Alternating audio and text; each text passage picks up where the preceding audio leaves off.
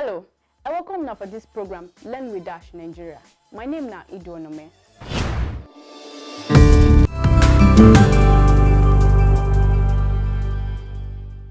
Today I will talk about the features of Dash cryptocurrency, the masternode, the DAO, private send, and instant send.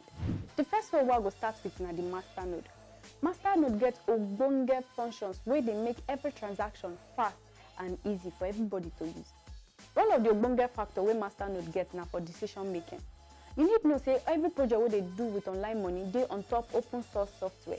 It means say this open source software now something where they open, everybody fit use them. You will be developer or businessman, if you build with them, not be one particular person get them.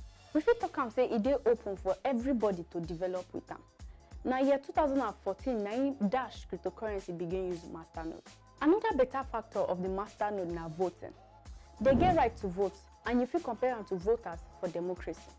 Every masternode for Dash ecosystem gets one vote. Now every month now be the voting process, compared to our traditional voting process we be saying at 4 years. The question now waiting all this masternode they vote. Masternode fit vote on anything.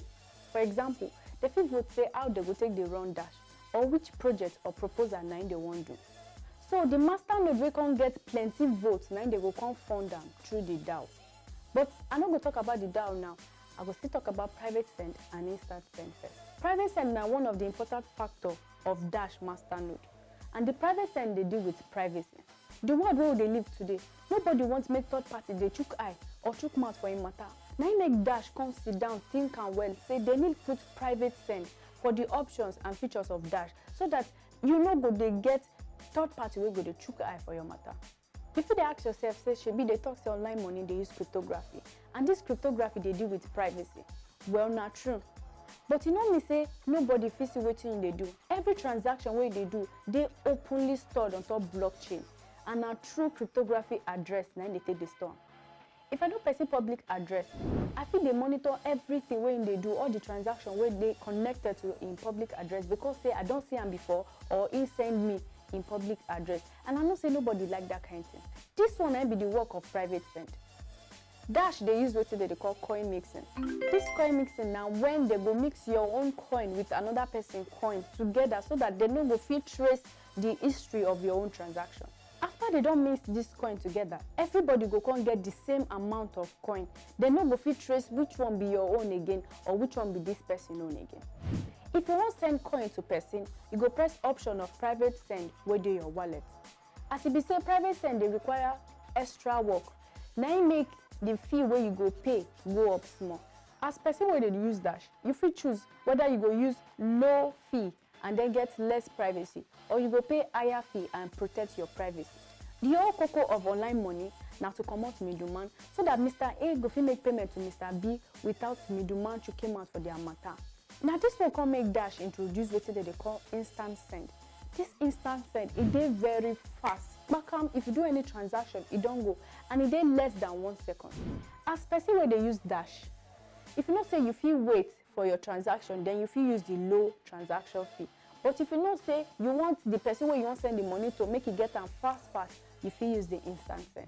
The last feature of Dash we go talk about now DAO, decentralized autonomous organization. This DAO now group of people will be say that they communicate with themselves through network protocol. It means say these people they talk to themselves through computers. Now two things this DAO they always achieve. The first one are consensus, will be agreement. While the second one are execution. They go execute anything where they don't agree. It means say the project where they don't agree say they won't do, they will come execute them. Bitcoin then be the first to use DAO, and in participant that time now miners. So every other coin where they come fork from Bitcoin too, they use decentralized autonomous organization will be this DAO. Now August 2015, 9 Dash begin use DAO, and this DAO they part of the work of the masternode. Evan Dorfield will be the founder of Dash.